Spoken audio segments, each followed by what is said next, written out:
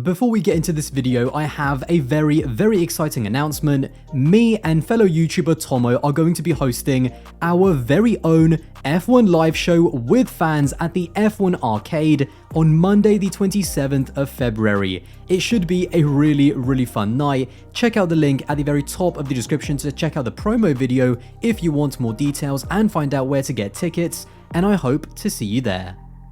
The launch of the Red Bull, definitely not RB19, was one of the worst car launches I think I've ever watched.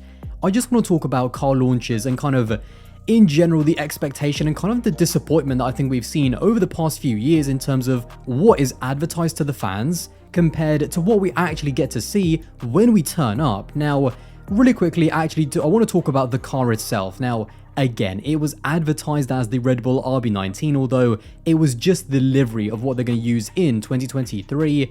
And personally, and this is not actually the thing that I have a problem with, yes, it is the same as it was last year, and in general, when we talk about that kind of matte finish on the Red Bulls, it's been kind of the same since they switched to it in 2016. Now, purely from the livery side, I am probably now kind of in the minority after all of these years that I still don't mind that they've kept the same livery, because I honestly think that it's not just a modern classic, but just a really strong livery in general. Now, when I actually saw Formula 1 for myself live at Silverstone in 2021, I have got to admit that the colors of the Red Bull just pop like absolutely crazy, and it is a stunning livery when you go and watch F1, especially if you're a fan for yourself. So in that sense, I'm not mad that they kept the same livery, because to me, I still like it. To me, it definitely is a modern classic, and again, I don't mind that they kind of kept up with the same livery as it was last year, but it's more in terms of what Red Bull said that they were going to deliver compared to what we actually got on the day.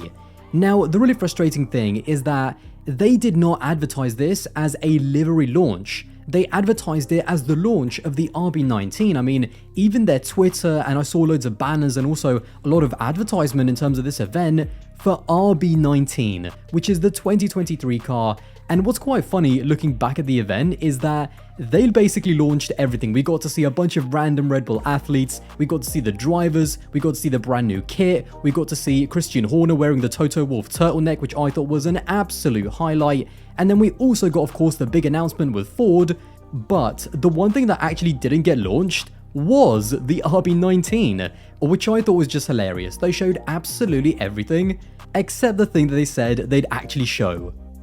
I think it's actually quite funny because even Christian Horner, Sergio Perez and Max Verstappen, they all know that that is not the 2023 car, and it just feels really strange when even the drivers are acting fake and are obviously told to act fake because they're kind of pretending that this is their 2023 car. But then later on, when Max Verstappen was being interviewed by some journalists, he basically admitted that he hasn't actually even seen renders of the RB19. He's not seen any pictures of it or anything like that. He's driven the car in the sim, but that's more so because he doesn't really care what the car looks like. All he cares is that what it drives like, and that is totally fair enough. But again, I go back to the fact that it just feels so disingenuous. It just feels like they're lying to our faces, the fact that the drivers are saying this random spiel about looking at their brand new car when even they know themselves, and Christian Horner himself, that this isn't even their car, and basically all of it is just a big act.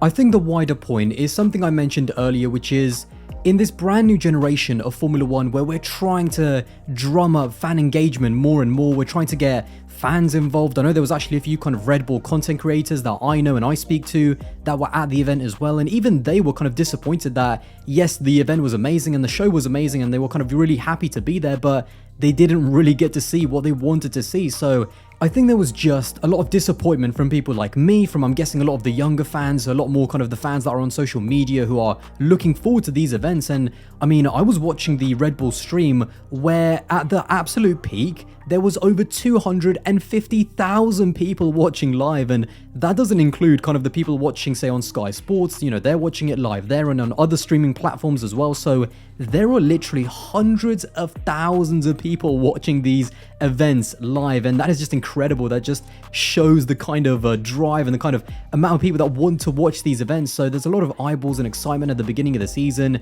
and to know how many people are disappointed, it kind of leaves a bitter taste on a lot of the fans' mouths, and I don't think that's the right way to kind of engage the fan base and get them excited excited at the beginning of a brand new season. Of course, on top of that, the thing that kind of rubs salt even more into the wounds, and I talked about it earlier, is the fact that the livery was basically the same. I mean, there was only kind of 2 or 3 different logos that were different. Obviously, Castor added as their brand new kind of kit sponsor. Also, the Honda logo was a lot more prominent on the car compared to last year, which I thought was very interesting considering that kind of the big announcement of the night was Red Bull's partnership with Ford. And then also another sponsor in Rocked, which is kind of near the headrest. So there were some changes to the livery, but overall, I think it actually made it worse, as I said, the fact that it basically was the exact same livery as last year.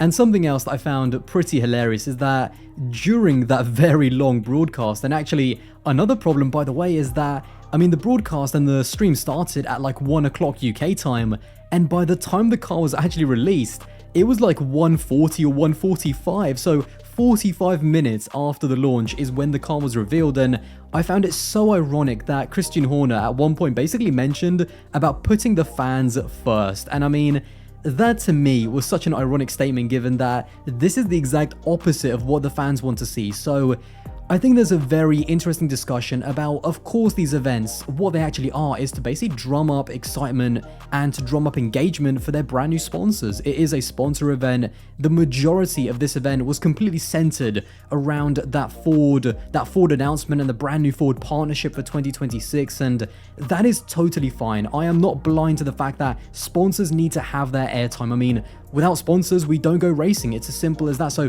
you need to give sponsors their airtime, of course, because that's what they pay to be there for. And ultimately, even I looked on Google Trends, and the amount of people that searched up the brand Rocked after the launch just completely shot up on Google Trends. So they got exactly what they want with that kind of initial exposure at the launch. But I feel like there's a good halfway house of still having that commercial side, which is very important to the launch. It's very important to the American market as well. I mean, they're trying to advertise in America and kind of almost advertise to other brands to get them involved in the sport and in the team. Don't call it the launch of the RB19. Ultimately, I just think Red Bull kind of really dropped the ball on this one.